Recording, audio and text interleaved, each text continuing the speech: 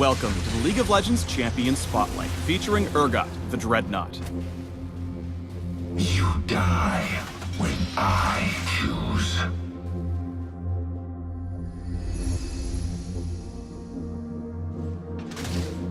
Urgot's passive is Echoing Flames. Attacking an enemy near one of Urgot's 6 legs will fire out a blast like a shotgun, damaging all enemies in the area. Each leg has its own internal cooldown. Additionally, multiple Echoing Flames to the same target deal reduced damage.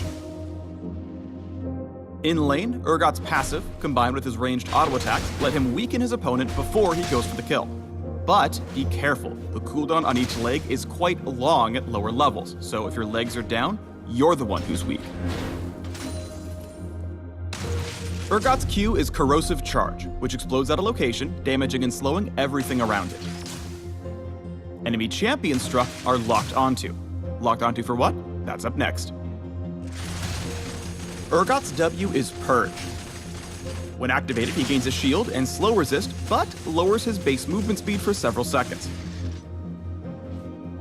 While the effect holds, he automatically fires the nearest enemy, or preferentially, the nearest locked onto enemy champion. Like you'd expect, these attacks will trigger your passive at the correct angles, which means you'll want to reposition around your opponent to get all the damagey goodness.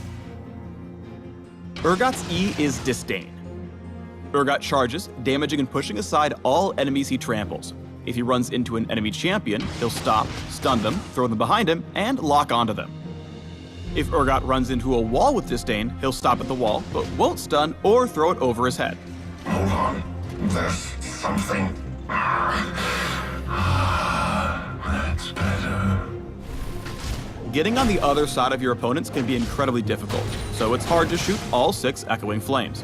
Thankfully, Disdain puts your target right behind you if it connects, allowing you to get more bang for your buckshot.